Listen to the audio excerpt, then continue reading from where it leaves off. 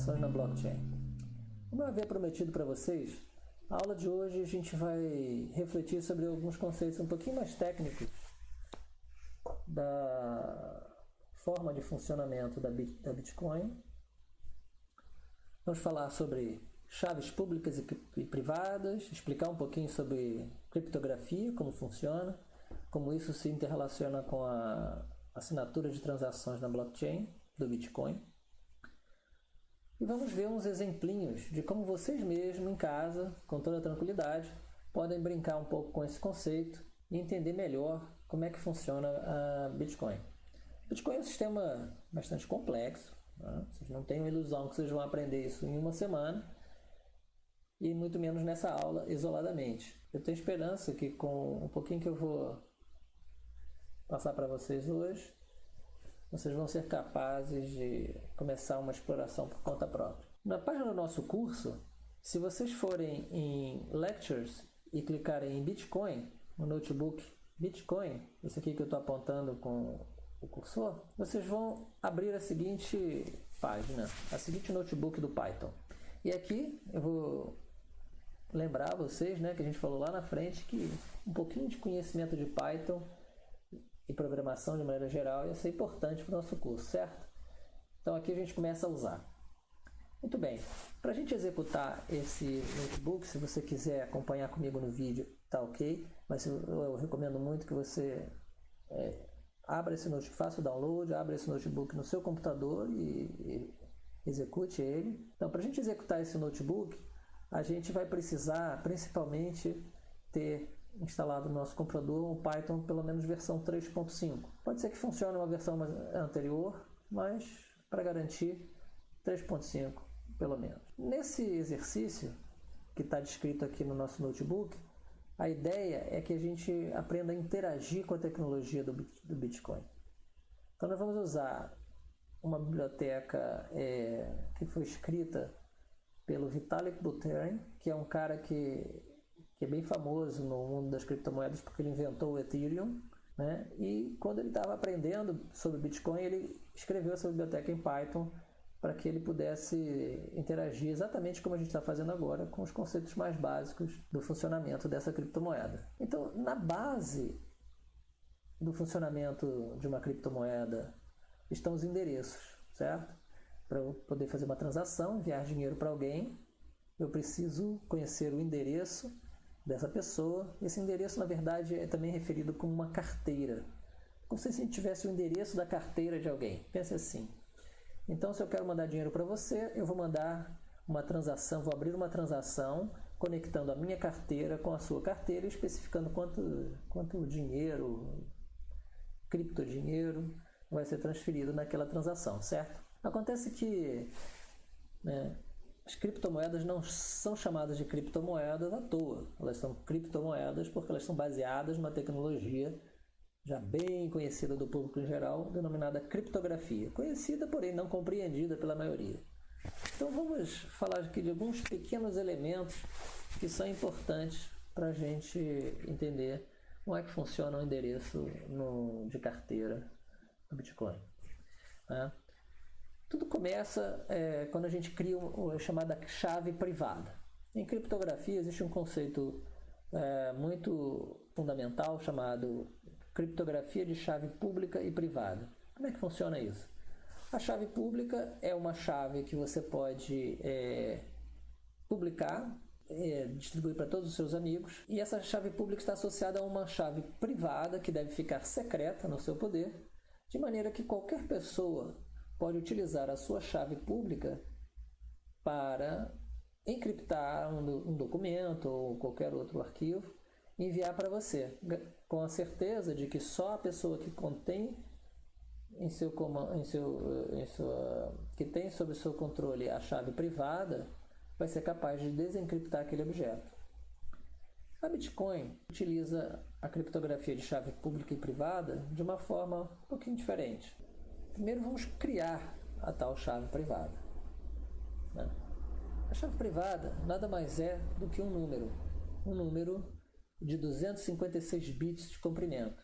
O que significa isso? Significa que se nós escrevêssemos esse número na base binária, ou seja, somente com zeros e uns, ele teria um comprimento de 256 algarismos, certo? Comprimento máximo, é claro. Né? Também pode ser 0, 1, 2, pode ser um número bem pequeno ou um número até 256 dígitos em binário. Né? Na verdade, quando a gente fala da chave privada, nós vamos incluir todos os 256 dígitos.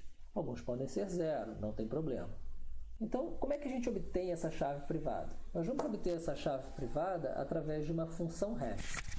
É isso que está aqui na célula 2 do nosso notebook. Né? Eu não vou executar essa célula porque eu já executei esse notebook inteiro antes da aula. Você pode executar uma de cada vez à medida que você for fazendo esse exercício em casa.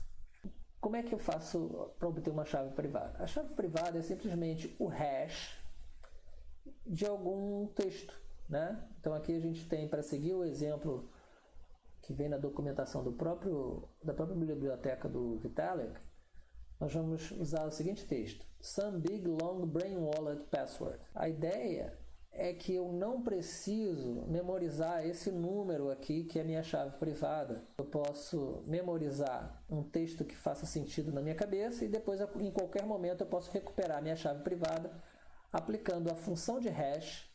E no caso do Bitcoin, essa função de hash vai ser a SHA-256. Essa função de hash, então, vai me retornar a minha chave privada. Funções de hash são essenciais para tudo que acontece no Bitcoin. Vão ocorrer diversas vezes diferentes funções de hash. E acho que a gente já falou em um ou outro vídeo que funções de hash são capazes de pegar qualquer objeto e transformar nesse número de 256 bits ou outro comprimento, de maneira que diferentes objetos ou diferentes textos, diferentes senhas vão gerar hashes necessariamente diferentes, ok? Então vamos em frente. Então assim a gente obteve a nossa chave privada. Olha ela aqui, um número grande. Esse número está em base hexadecimal, por isso que ele não precisa ter aqueles tais 255 dígitos, porque na base hexadecimal, base 16, os números encurtam um pouquinho mais, né? Então, aqui está a nossa chave privada. Como eu falei, a gente vai utilizar criptografia de chave pública e privada. Como é que eu chego na chave pública a partir da chave privada? Eu preciso que a minha chave pública e a minha chave privada sejam um par. Elas têm que estar associadas entre si. Como é que isso funciona? Bom, na biblioteca PyBitcoin Tools que a gente está usando, existe uma simples função que converte a nossa chave privada em uma chave pública, que então é essa aqui. Ó. Aqui é a minha chave pública. É esse número grande aqui. Né? Vamos tentar entender exatamente o que acontece por trás dessa função. Né? Falei apenas que eu estou executando uma função, mas o que de fato está acontecendo? O que de fato está acontecendo por trás, a gente vai olhar dentro do código do PyBitcoin Tools, já. Por trás, e é o cerne da criptografia da Bitcoin, existe uma matemática muito sofisticada chamada criptografia de curvas elípticas. E basicamente, a obtenção da chave pública envolve uma multiplicação realizada sobre uma curva elíptica. Essa é uma matemática que não cabe a gente conseguir explicar aqui no nosso curso, mas eu vou dar uma dica de uma página que vocês podem visitar para descobrir mais sobre isso. A página é essa aqui. Para vocês não terem que anotar essa URL toda, basta vocês lembrarem de procurar no Google a seguinte frase: A Gentle Introduction to Elliptic Curve Cryptography. Uma introdução gentil à criptografia de curvas elípticas. Com isso, vocês vão chegar nessa página. Aqui explica tudo, em grande detalhe, com scripts Python para vocês praticarem e verem, mas e se eu mudar isso, o que acontece? Então dá para vocês satisfazerem toda a curiosidade de vocês, que não cabe no nosso vídeo de hoje. E aqui, basicamente, o que ele diz, né? A chave pública nada mais é que o ponto H na curva elíptica que resulta da multiplicação de dois números, né? Eu não vou mais a fundo que isso. E aí, para a gente conferir, se nós formos ao código-fonte do PyBitcoin Tools e procurar pela função priv2pub, é basicamente essa função, e o que ela faz é justamente, ela recebe a chave privada, ela vai descobrir em que formato está essa chave privada, usando uma outra função da biblioteca. Pode estar em formato binário, formato hexadecimal, não é isso? Binário comprimido, aqui tem as possibilidades. Vai verificar se esse número, que basicamente a chave privada é um número, certo? Em hexadecimal. Ou em binário, enfim. Se esse número não pode exceder um determinado parâmetro n, que basicamente é 2 elevado a 256. E aí, se tudo estiver correto, ela estiver dentro de um formato que ele conhece, e ela não for maior do que esse número, significando que ela é uma chave privada válida, ele então vai fazer essa multiplicação do número g pela chave privada, obtendo então a chave pública, a qual ele vai colocar no formato que estava a chave privada. Se era binário, é binário; se for binário comprimido e por aí vai. E ele retorna esse valor. Então a gente acabou de ver aqui que a chave pública, na verdade, então é uma multiplicação na curva elíptica e retorna um número hexadecimal aqui, né? Ou binário, enfim, mas um número grande. Para vocês acessarem diretamente o código-fonte daqui do notebook, vocês podem também executar essa célula aqui. Se eu fizer Shift Enter aqui, eu vou obter aqui o código-fonte aqui, não preciso ir até lá como eu fiz. Mas eu queria ir para vocês verem mais detalhes. Nós falamos de chaves públicas e privadas, mas ainda não chegamos no conceito do endereço, o tal endereço da carteira. Como é que isso nasce desses dois números? Então, como eu digo aqui, cada par de chaves públicas e privadas correspondem a um endereço na blockchain da Bitcoin, também chamado de carteira. O endereço é basicamente uma abreviação da chave pública, por meio da aplicação de uma segunda hash function, que no caso não é mais a SHA-256, mas a RIPEMD-160, sobre a chave pública. Por que isso? É para que o número resultante, o hash resultante, não seja tão longo. É um hash só de 160 bits em vez de 256 bits. Então o endereço ele é simplesmente uma transformação em cima da chave pública, nos dá um número mais curto aqui, um típico endereço de carteira Bitcoin. Com isso a gente viu como é que isso aqui funciona. Se eu quiser inspecionar para ver se isso que eu acabei de falar para vocês é verdade, eu posso voltar lá no código-fonte PyBitcoin Tools, procurar pela função pub2address, basicamente isso que eu estou falando. Ele vai aplicar essa bin hash 160, nada mais é do que a hash function RIPEMD 160, que ele vai aplicar sobre a pub key, vai fazer uma verificação qualquer, que eu não sei exatamente o que ele está fazendo aqui, mas não importa nesse momento, e então retornar para você o resultado dessa operação. Obviamente que o demônio está nos detalhes, né, como diz o ditado, então tem muito mais detalhes do que isso. Mas agora a gente já conseguiu sair de duas chaves privadas, de uma chave privada e uma pública, um par de chaves, para um endereço. E aí como é que a gente pode utilizar esse endereço? Uma das maneiras possíveis de utilizar esse endereço é efetuando transações com ele, ou no caso desse tutorial, esse endereço que a gente gerou a partir dessa Big Long Brain Wallet Password, ele é um endereço que de fato existe, de uma carteira que de fato já efetuou transações na blockchain da Bitcoin, né? Por essas razões que ela foi introduzida nesse tutorial. Então, a gente pode, através da função History, buscar o histórico de transações desse endereço na blockchain. Lembra que eu falei que a blockchain da Bitcoin é um registro público e qualquer um pode olhar? Então, vamos olhar. Primeiro, vamos dar uma olhada, antes da gente olhar o registro da blockchain para esse endereço, vamos olhar o que essa função History faz. Eu vou passar para a célula 10 aqui e vou executar essa célula. Ela recebe aqui um número de argumentos, History. Ela pode, inclusive, segundo esse comentário, receber múltiplos endereços. E olha o que ela vai fazer. Ela vai fazer um request, ela vai acessar o website do blockchain.info, que é o nosso velho conhecido, nós já falamos sobre ele em algum vídeo, certo? Se não, acho que sim, mas se não, basta vocês irem a essa URL e ver do que se trata. É um excelente site que dá uma visão ao vivo, em tempo real, do que está acontecendo com a blockchain, todas as transações, né? E o que ele está fazendo nessa requisição ao blockchain info? Ele está pedindo exatamente, passando o endereço e pedindo para ele história de transações. E tem um monte de código aqui para se falhar a decodificação dos dados, enfim, para tratamento de erro, garantir que o resultado vai estar formatado direitinho e retornar para a gente todas as transações que foram encontradas. Então, na prática, se a gente executar essa célula aqui, é o que a gente vai encontrar.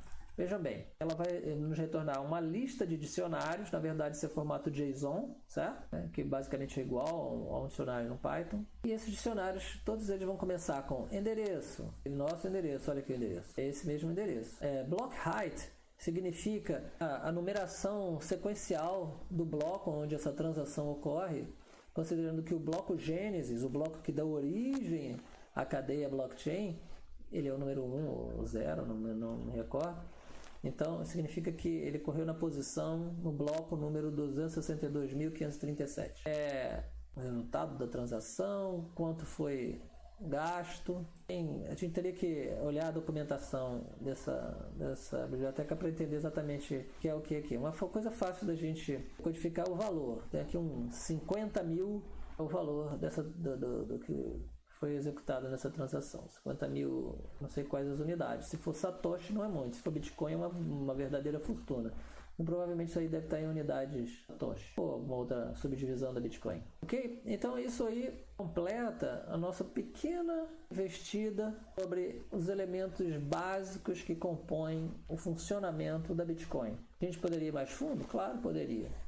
No entanto, ir mais fundo do que isso significa discutir aspectos que tem mais a ver com o verdadeiro desenvolvimento do software da Bitcoin, o que é algo que para a maioria dos nossos espectadores não é de tanto interesse. Então eu recomendo a vocês que querem saber mais que visitem a wiki do Bitcoin, por exemplo. Então aqui eles têm muita informação. Por exemplo, aqui eu ressalto para vocês a ideia, né, de como é que a chave pública, que é resultado de um hash SHA-256, é reduzida utilizando a função RIPE-MD160 para um endereço de carteira. Então todos esses detalhes estão descritos em sua completude no wiki da Bitcoin. Então aí a Bíblia, é onde vocês vão para descobrir todos os detalhes que a gente não tem tempo de discutir, certo? E como o nosso curso é de criptomoedas e não somente Bitcoin, a gente tem que progredir. Provavelmente na próxima aula a gente já vai avançar para alguma outra criptomoeda ou alguma outra característica importante do mercado das criptomoedas ou da estrutura socioeconômica que está se construindo. Até o próximo capítulo, episódio do nosso curso, aula do nosso curso. E não percam, não esqueçam de curtir, marcar o sininho no topo do vídeo para vocês serem avisados quando um novo vídeo estiver disponível.